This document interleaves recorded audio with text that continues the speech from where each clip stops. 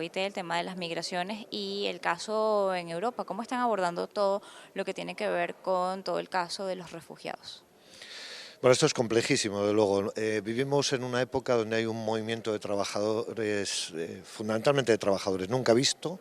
Son casi 232 millones de personas que andan migrando, moviéndose de un país a otro. El 90% de ellos lo hacen por razones laborales. Y los refugiados que están llegando a Europa tampoco son una excepción. Ellos huyen de la guerra, pero no solo de la guerra, también en muchos casos existe el refugio laboral.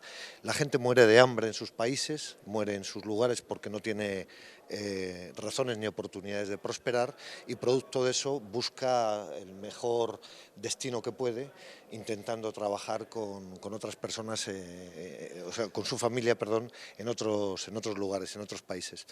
Desde nuestro punto de vista, la OIT está haciendo una labor magnífica, habiendo introducido en esta conferencia este asunto. Es un tema que presenta indudables novedades.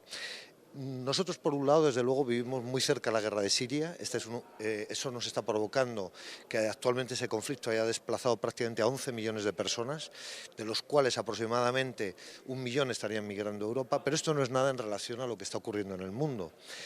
Ya en su región, por ejemplo, en América Latina, ustedes tienen un movimiento también de migraciones enormes.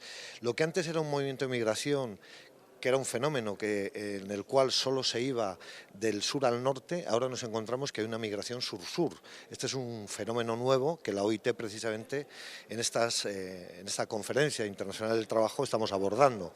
Cómo en sus propios países, ya sea en Venezuela, ya sea en otros países de América, también se están sufriendo procesos migratorios fuertes. Para nosotros la clave esencial, desde el punto de vista de los trabajadores, es garantizar que las personas migrantes, allá donde estén, tengan los mismos derechos laborales y las mismas garantías que los ciudadanos de origen. Esto es algo clave.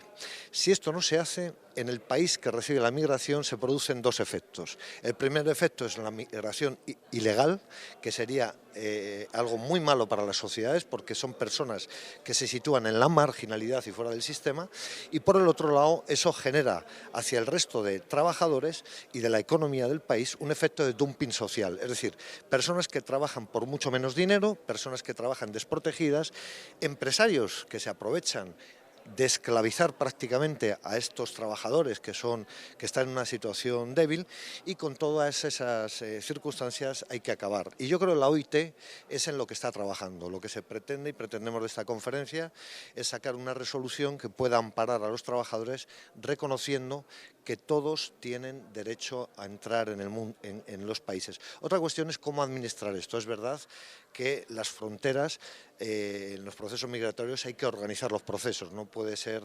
el sueño que todos quisiéramos de dejar unas fronteras plenamente abiertas.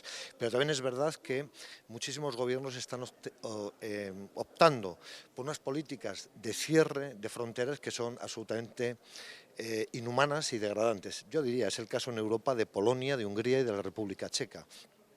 Estos tres países precisamente han sido en el día de ayer denunciados por la Comisión Europea como que violentan el acuerdo de la Unión en el reparto de refugiados. No admiten a nadie en sus países. Esto no puede ser. En el mundo al final tenemos que sobrevivir todos y tenemos que vivir con las mejores garantías y los mejores derechos laborales, porque solo así podremos disfrutar de prosperidad y de bienestar social todos. En el caso de Venezuela, la cantidad de personas que retornan, los retornados venezolanos españoles, ¿cómo ha afectado esto a la economía española y a la condición laboral? Bueno, los retornos siempre son parte de los flujos también económicos y de las situaciones políticas de los países, ¿no? En España ustedes saben que la crisis económica que golpeó fortísimo ha hecho que muchos inmigrantes de América Latina, incluida de Venezuela, pues también regresaran a sus países. Ahora, las situaciones políticas de algún país, como ocurre en el suyo, donde también hay algunas circunstancias complicadas, pues eso provoca a su vez que haya venezolanos regresando a España, incluso nacionales españoles que emigraron en su día a Venezuela y que hoy, ante esta situación de incertidumbre, vuelven a nuestro país. Son fenómenos derivados de procesos económicos, procesos políticos, situaciones de inseguridad, muchas veces preocupantes. ¿Cómo administramos y cómo vivimos esto? Bueno, la situación viene siendo a la inversa. Nosotros tenemos la experiencia de que los procesos migratorios son siempre positivos. Nosotros podemos decir que el proceso fortísimo de migración de Latinoamérica que hemos tenido nosotros en España desde los años 1998-2000 hasta prácticamente el inicio de la crisis en 2008 ha sido absolutamente fructífero para el país. Nuestro país se ha desarrollado muchísimo gracias a esa gran migración. Nuestra caja de pensiones y seguridad social se ha enriquecido enormemente de las contribuciones de las personas migrantes y a su vez estas personas han generado derechos que ahora han de ser retornados hacia ellos. Por tanto, en esto sí que tiene que haber una política de acuerdo entre los países y en este sentido es un éxito y hay que seguir apostando por ello porque, por ejemplo, el acuerdo que hay entre Iberoamérica y España y también Portugal relativo al convenio de seguridad social siga prosperando porque es una garantía de que cuando alguien cotiza en un país pueda ser